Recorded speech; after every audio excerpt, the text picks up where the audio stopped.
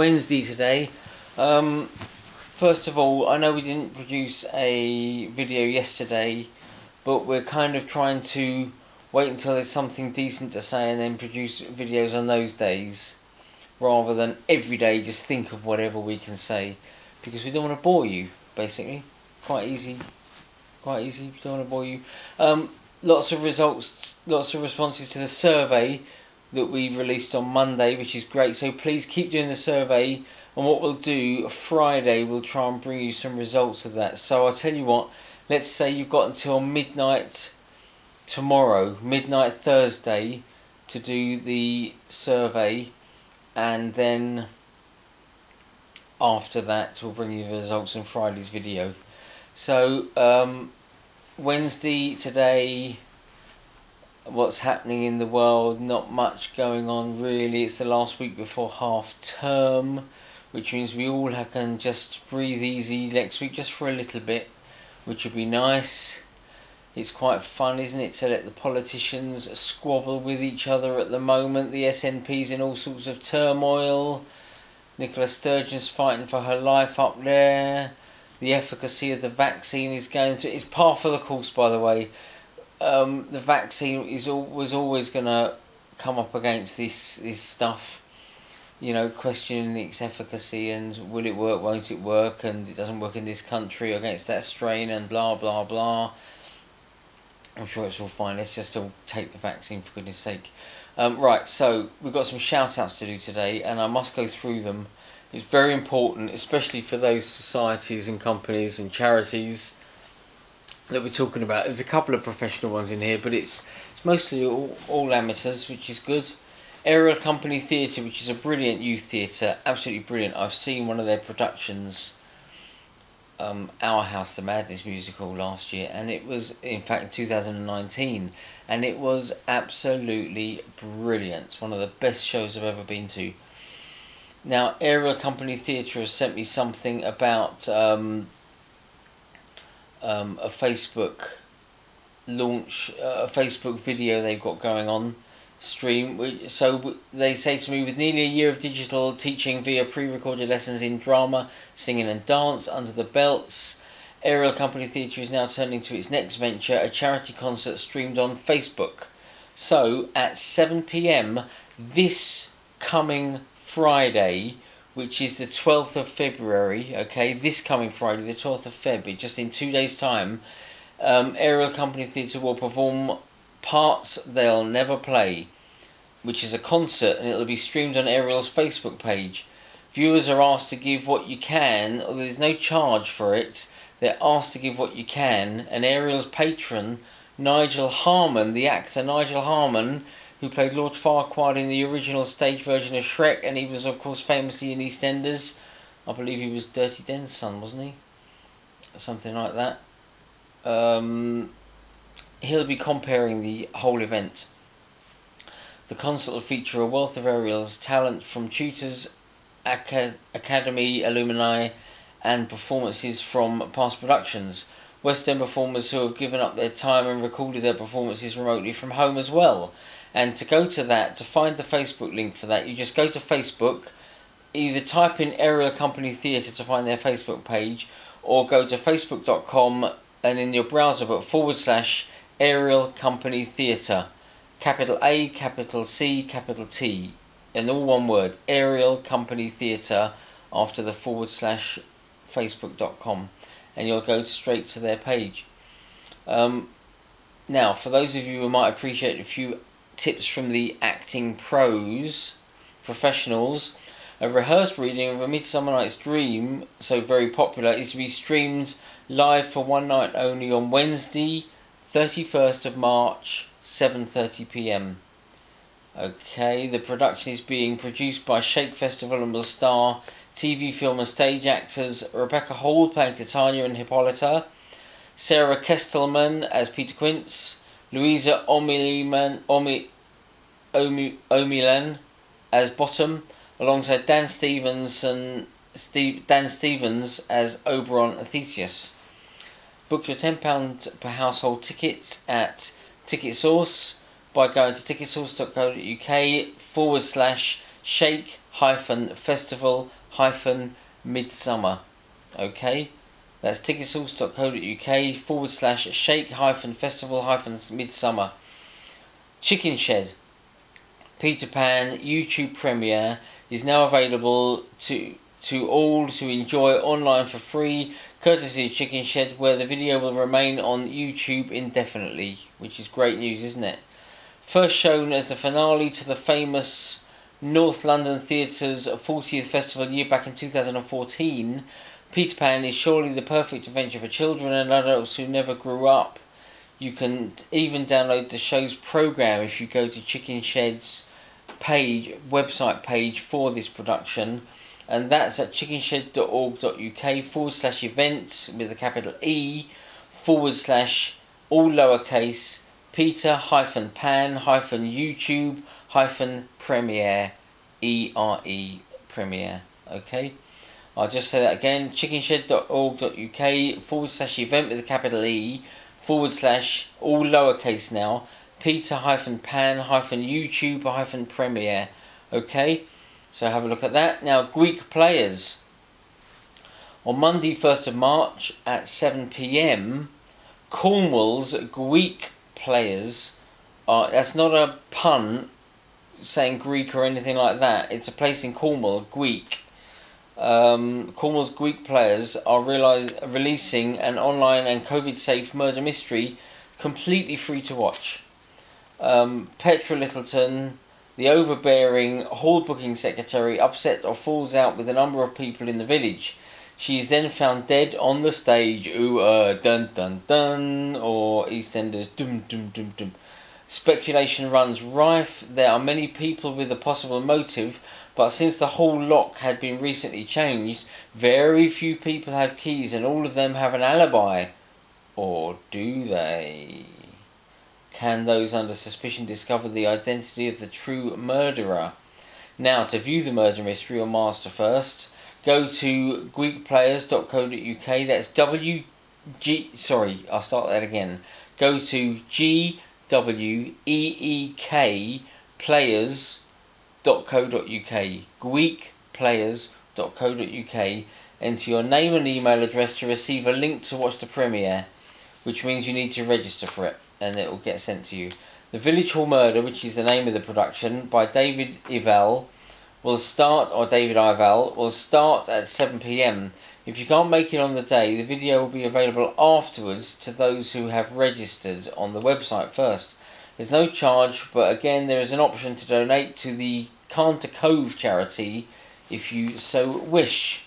The production's been written, rehearsed and filmed entirely in isolation, with no two members meeting for any element, and all rehearsals and creative meetings have taken place over Zoom. Very, very responsible stuff there. Now, Maverick Theatre. If you're missing a weekly visit to some of the capital's historic watering holes, because they're all closed at the moment, you can join in with the first virtual online literary pub crawl with raconteur, actor and spoon player Richard Woolnough and writer Nick Hennigan from the comfort of your own home.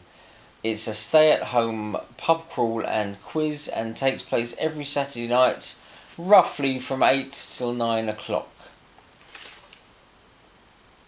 Now, the strapline for this states: we supply the tour of the literary pubs of Soho, Fitzrovia and the West End, and the quiz questions, of course, and you provide your own drinks. Fair enough, isn't it?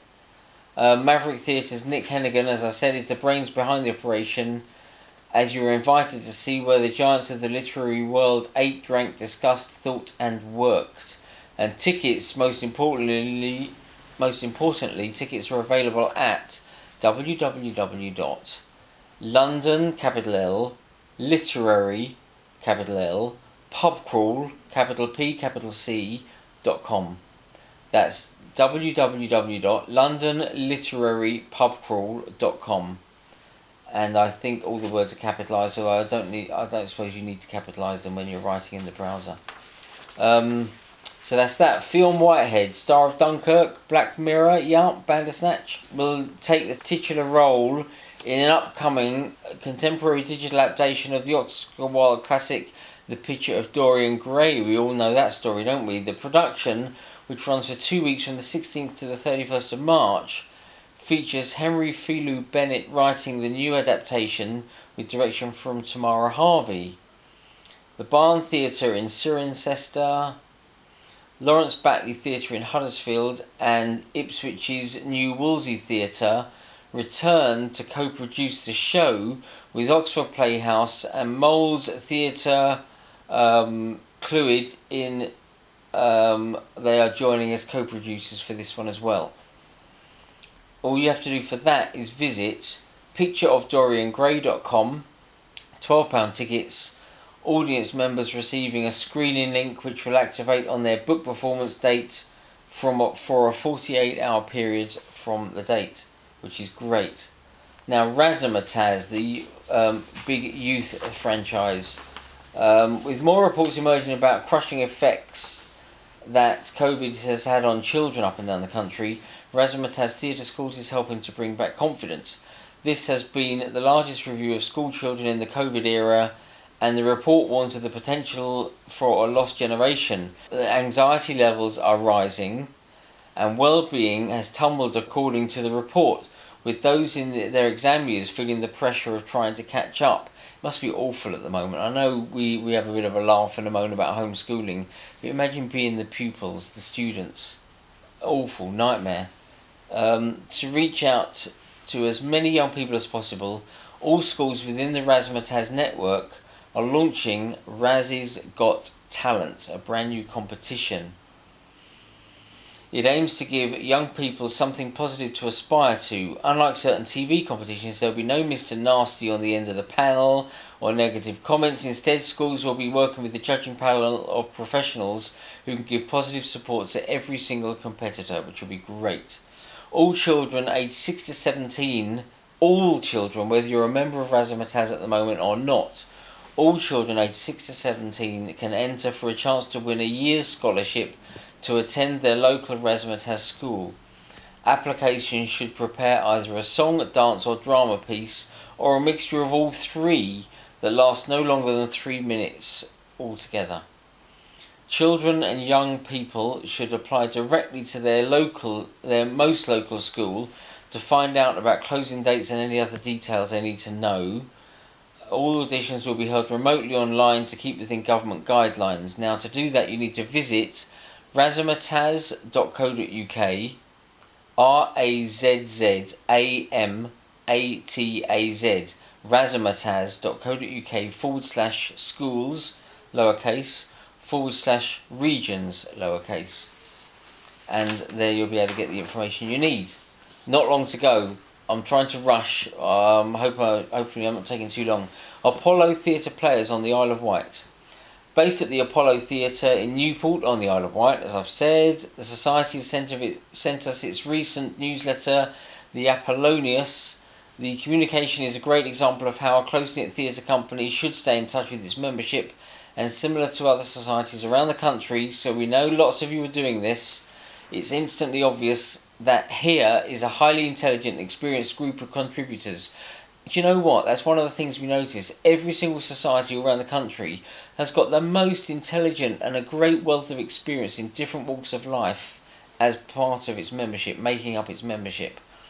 And the great thing about amateur theatre is you can pull on all of those different attributes when you run your society. In the latest issue, lots of content has been given over to remembering society stalwart Peter Boffin, who died recently at the age of 89.